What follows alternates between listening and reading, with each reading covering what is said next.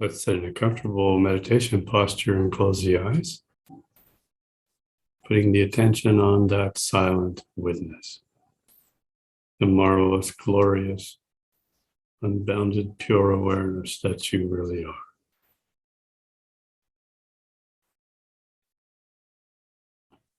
You are that silent witness.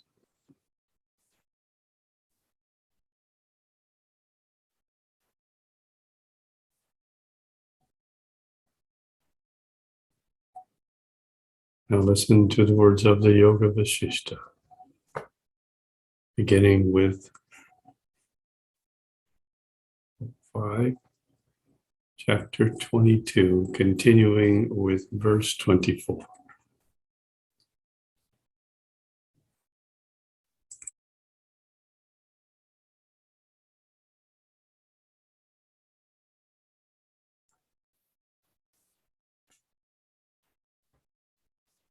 This mighty monarch, after he had made an easy conquest of all the treasures and luxuries of the world, ruled over the demons for myriads of years. Thus he lived for many ages that glided on like the course of a river, rolling about as whirlpools. He witnessed the constant flux and reflux of generations of gods, demons, and men in the three worlds.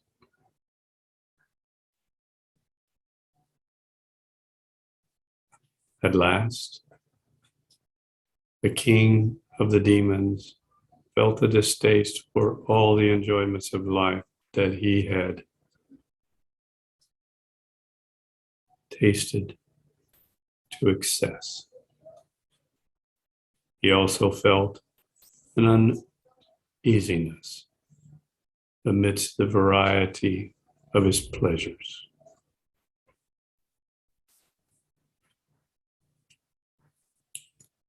He refused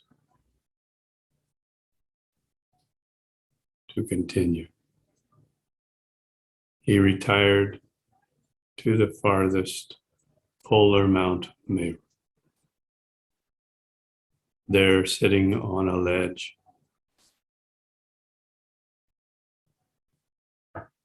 of one of its shining heights, he reflected on the state of this world and the vanity of mortal life. Bali thinking to himself, how much longer shall I have to rule over the world with my retiring, untiring labor? How much more must I remain to roam about the triple worlds in my successive reincarnations? Of what use is it to me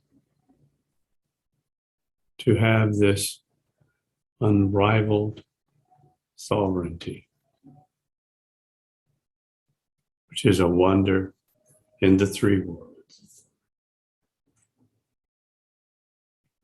Of what good is it for me to enjoy the abandoned and abundant luxury so charming to the senses?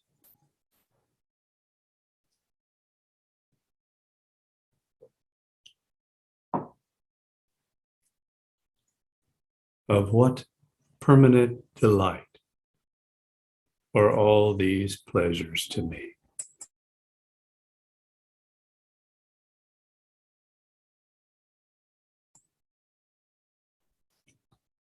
They are pleasant only for the present short time. And within a moment, they are sure to lose all their taste and all my zest for them.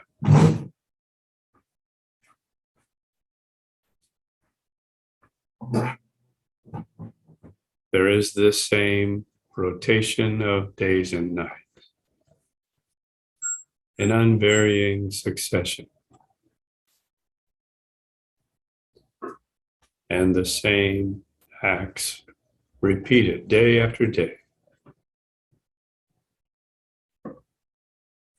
to continue in the same unvaried course of life for a great length of time is rather distasteful and in no way pleasant to anyone. The same embraces of our beloved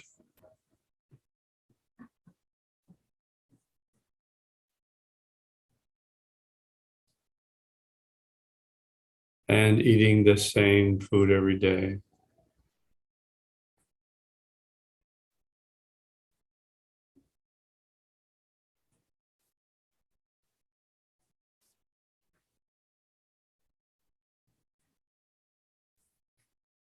are fit only for playful children. They are disgustful and disgusting to our great mind. What man of taste will not be disgusted to taste the same sweets that he has tasted over and over again, and by which have become vapid and tasteless today?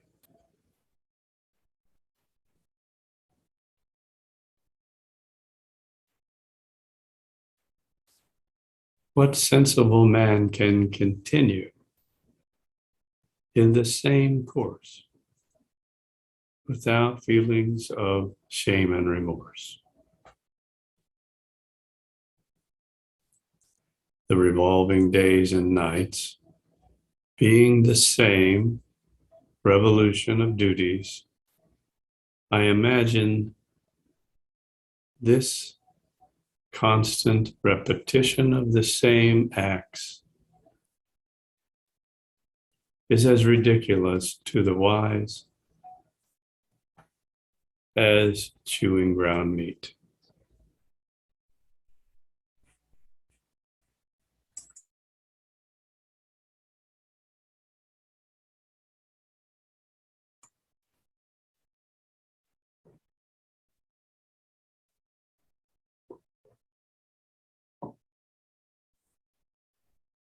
The actions of men are like those of waves that rise to fall, then rise again to subside again in the waters. Repetition of the same act is the occupation of mad and foolish men. A wise man would be laughed at if he kept repeating the same sound, like children conjugating a verb in all its moods, senses, and inflections.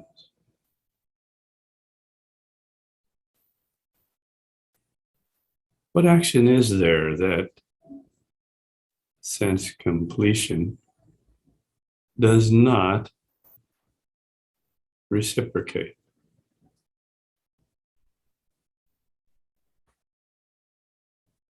That crowns its actor with that success all at once.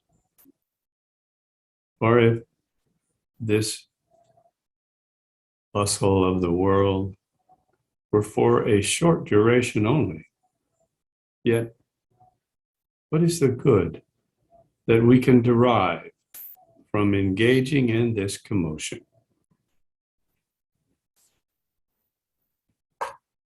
The course of action is as indeterminable as the ceaseless repetition of boyish sports.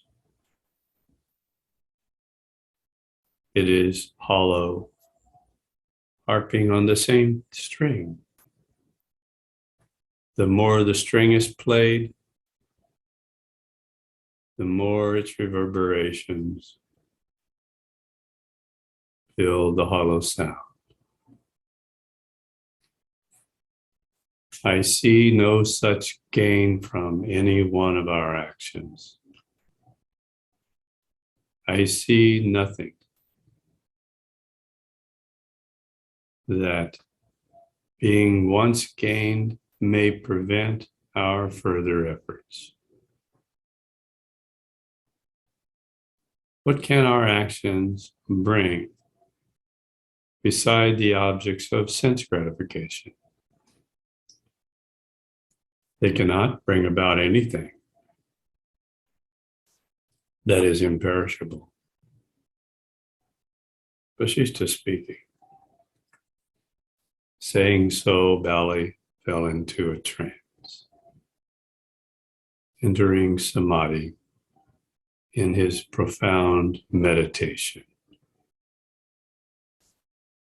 Then, coming to himself, he thought, I remember now what I had heard from my father.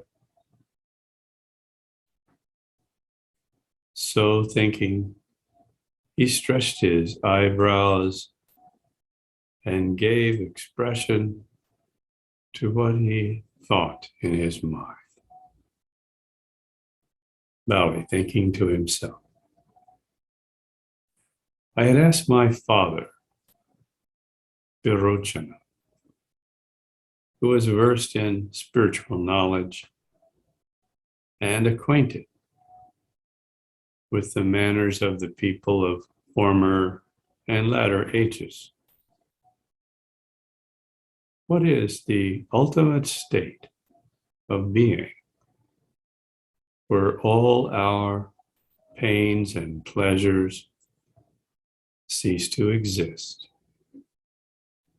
And after its attainment, we have no more to wander about the world or pass through repeated reincarnations. What is that final state towards which all our endeavors are directed? Where our minds are freed from their error, and where, after all our wanderings and reincarnations, we obtain our full rest. What is the best of gains which gives full satisfaction to the cravings of the soul? What is the glorious object about whose light transcends all other objects of vision? All these various luxuries and superfluities of the world are in no way conducive to our real happiness, because they mislead the mind in error and corrupt the souls of even the wisest of men. Therefore, O Father, show me that state of imperishable joy whereby I may attain everlasting repose and tranquility.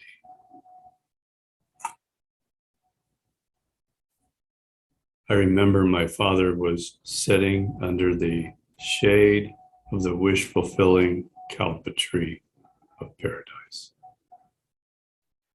whose flowers were fairer than the bright moonbeams that covered the ground all around. He spoke to me in his sweet, mellifluous accents, the following speeches for the purpose of removing my error.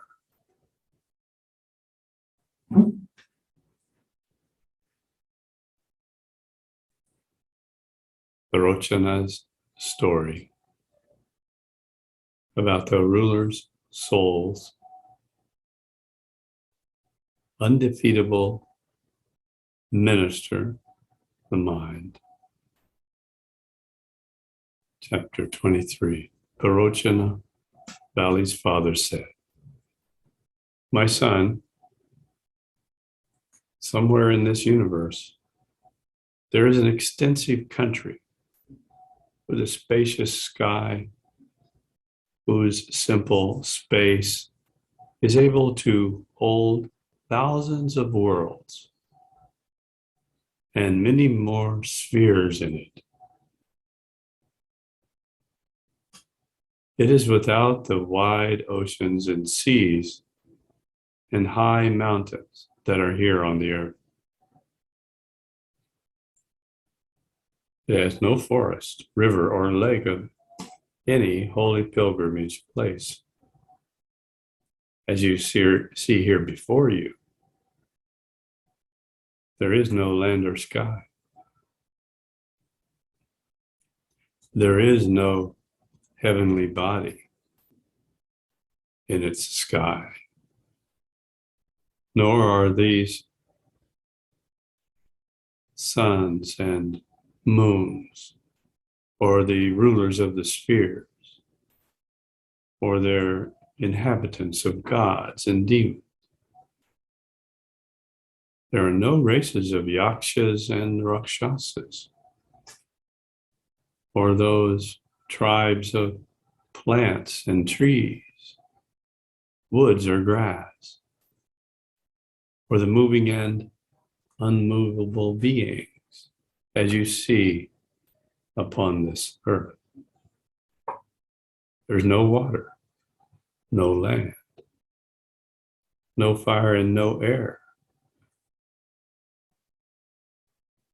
There are no sides of the compass, nor regions you call above and below.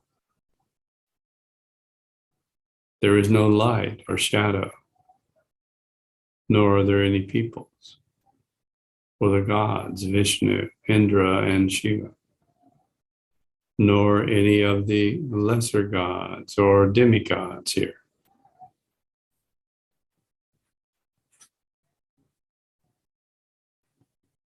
There's a great sovereign of that place who is full of indefinable light.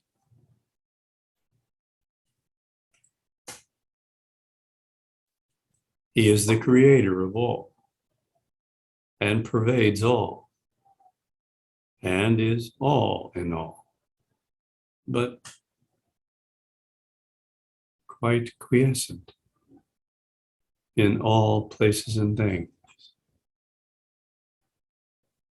He elected a minister who was clever in administration,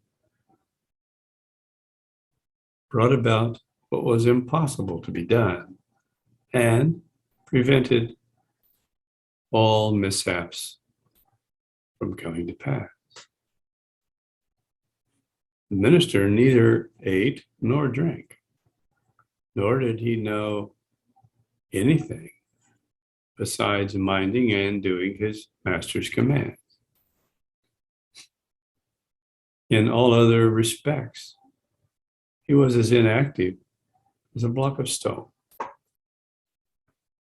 He conducted every business for his master, who remained quite retired from all businesses, enjoying the rest and ease in his seclusion and leaving all his concerns to be managed by his minister.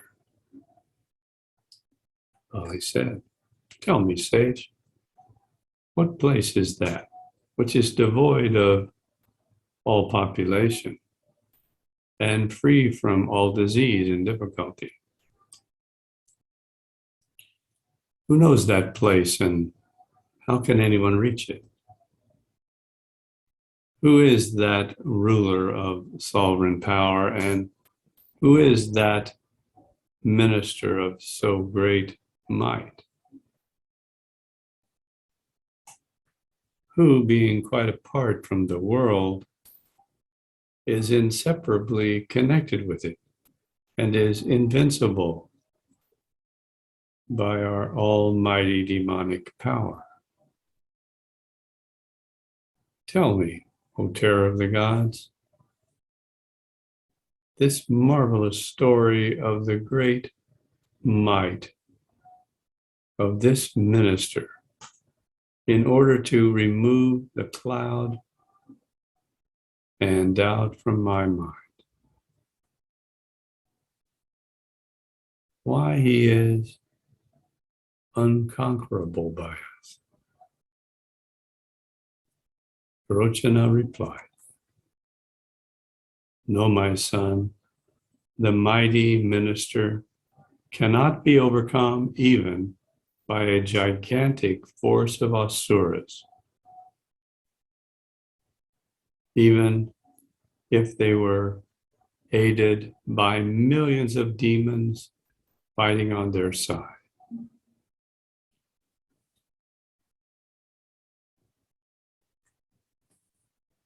Now let us continue, established as the silent witness, performing Trimana Sanyama on the esoteric Mahamantra, to balance all karmic traces that have arisen during this reading.